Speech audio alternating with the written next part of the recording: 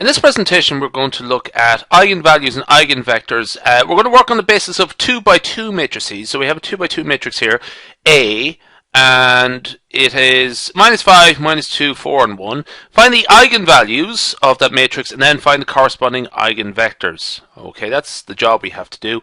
I might do one or two more things once we get to the end, depending on how time is going. So, eigenvalues and eigenvectors.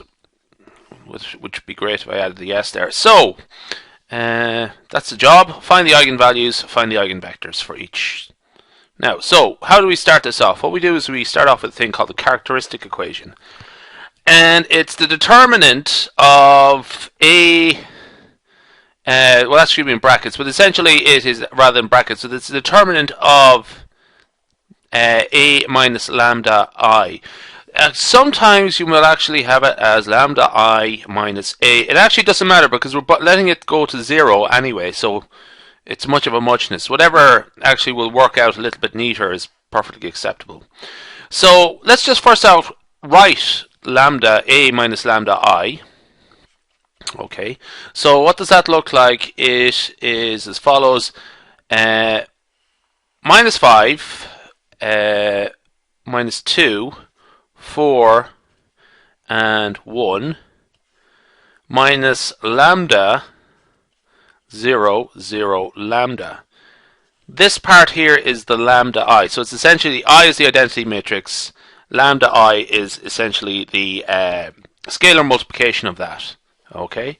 So make a little space here and there we go. Just move back up a bit. So what we do is just to sort of simplify that. Okay. So it's -5 minus lambda, -2, 4, and 1 minus lambda. Okay, that is what we're looking at there. And essentially what we need to do is get the determinant of that. Okay, so to get the determinant of that, so that this is in the form AD minus BC. So AD, well ABCD there, just in case you're a bit unfamiliar with that. This is how to calculate the determinant of a 2 by 2 matrix. When A or B are the top row, C and D are the bottom row, we simply calculate AD minus BC. Okay, so let's do that. So that is -5 minus lambda times 1 minus lambda minus 4 times -2. Okay, so that's our determinant. That's our characteristic equation there. Essentially what we have to do now is simplify it and then solve it. So I'm just going to sort of simplify the last part first and just leave it as +8. Okay, just that's the 4 and the 2 and the minus taken care of. The -5 minus lambda is, let's work that out, -5 minus lambda plus 5 lambda plus lambda squared plus 8, okay? And simplify that a little bit more, we get lambda squared plus 4 lambda plus 3. And remember, we let that equal to 0. That's the key part of this. We have to let that equal to 0. So we let that equal to 0. We solve for lambda. What we have here is a polynomial, a quadratic. So essentially what we are looking for is two solutions. Sometimes they might be the same, but I don't think so in this case. So lambda plus 3, lambda plus 1 equal to 0. So the two eigenvalues, we have a 2 by 2 matrix, so we're expecting 2 eigenvalues. If we had a 3 by 3 matrix, we would expect 3 eigenvalues. But essentially our eigenvalues are -3 and -1. And that is the eigenvalues taken care of. Just as a quick remark, I tend to put them in ascending order always, because that's actually quite useful later on, just to have a very specific order and stick to it. Okay, so I put them in ascending order no matter what. The reasons for that will become sort of clear later on. Okay, now what we're going to do here is we are going to calculate the eigenvectors. Okay, so I'm going to start off again. The eigenvectors are solutions to this equation here. Okay, So ax equals lambda x, okay?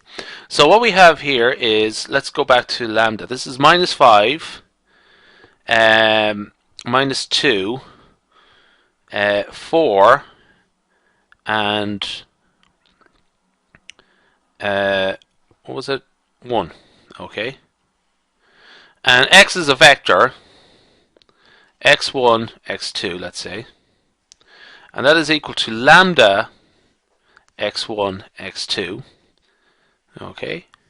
Now, lambda is going to be minus 3 in the first case and minus 1 in the second case. Okay, so we still have to solve the eigenvalues, the eigenvectors are these things essentially. Okay, so we have to just sort of solve for x1 and x2. So in the first case, we have two eigenvectors. We have two eigenvalues, so we're going to have two solutions for this, x1 and x2. So first off, what we'll do is let it equal to, I'll start here again, lambda, or actually what we'll do is write it out as an equation. So minus 5x1 minus 2x2 equals, I'm going to let lambda equal to minus 3 now, minus 3x1. The second line is 4x1 plus x2 equal to minus 3x2. Okay, so what we have there is two equations, two unknowns. Okay, and let's just check that.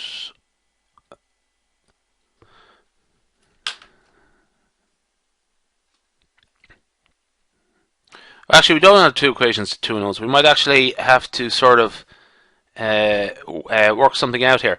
But anyway, let's simplify it. Let's add 3x1 to both sides. So we got minus 2x1 minus 2x2. Okay. And let's add 3x2 to the, that's for the top side.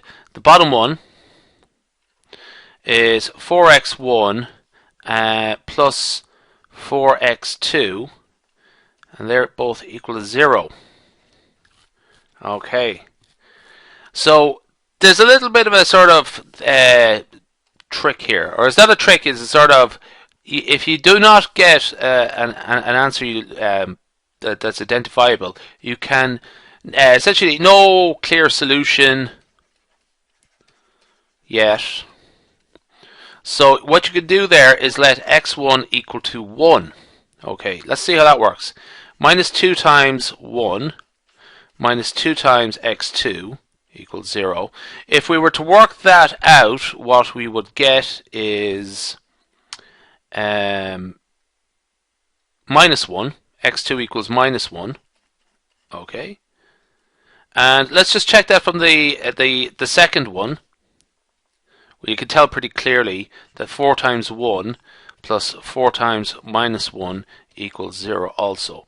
So when we have no clear solution, essentially what we could do there, and particularly there's no sort of obvious solution as to what to do in this case here, is that they don't actually have to you don't actually have to get answers, specific answers, but the answers have to make sense in relation to each other. Okay, that's the important thing.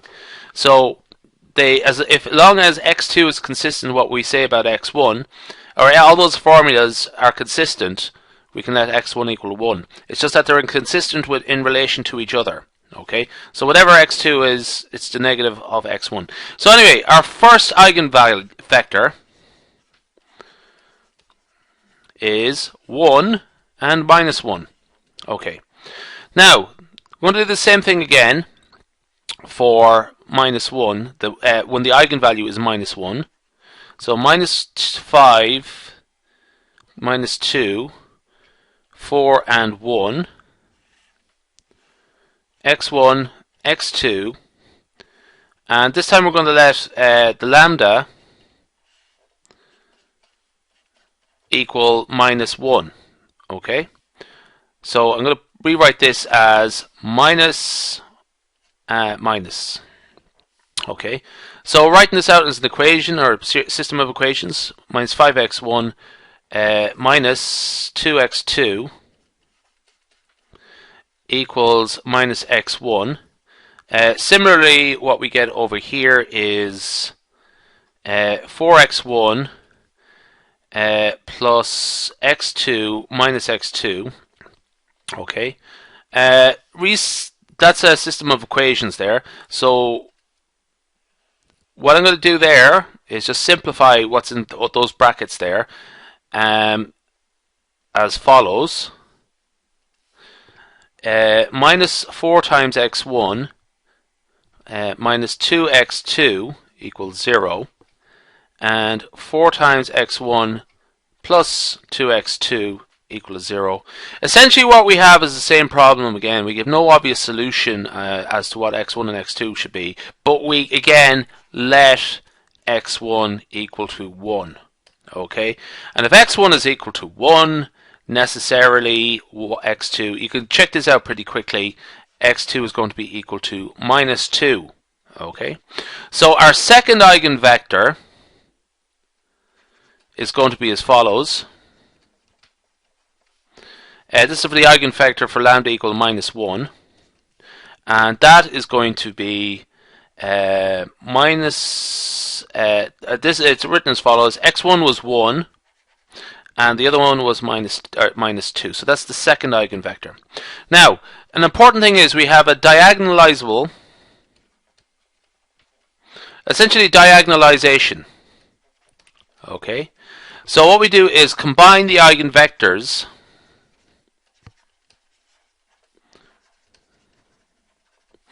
into a matrix called P.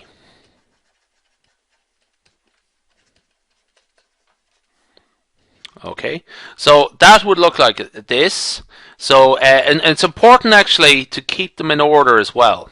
Okay, so we have two eigenvectors here, and if you recall, we started off with x1 or lambda equal minus 3 and lambda equal to minus 1.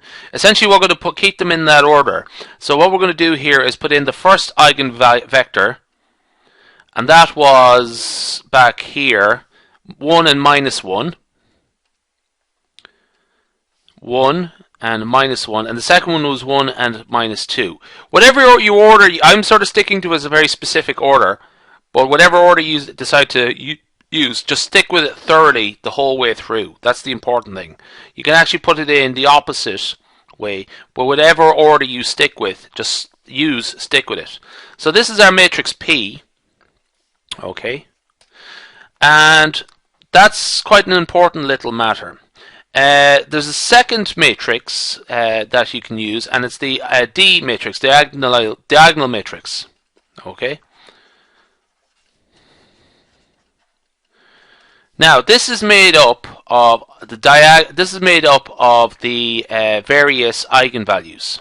Okay, so it's zeros off diagonal, and then the diagonal or these diagonal terms are the respective the successive eigenvalues. Now again, it's very important to put them in the order that's consistent with the P matrix. Okay, so I'm consistently using the ascending order of P values like I did there earlier on. I'm doing that there also. That's very important to do. Okay, to do that. And so on. I'm going to leave it there. Essentially there's a couple of important topics to sort of pick up on, and it relates to a couple of very important identities. It is this one here, P minus 1 times A times P. This is all matrix multiplication equals D. Okay. Now, P, if we were to sort of reorder this, as in pre-multiply both sides by P, so P times P minus 1 times A times P, that will give us P times D. Okay. Now these two terms cancel out. Okay.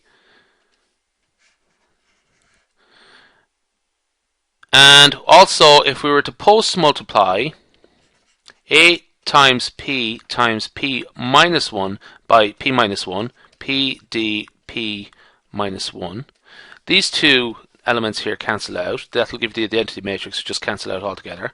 Okay, so what we have here are two very important identities. Okay,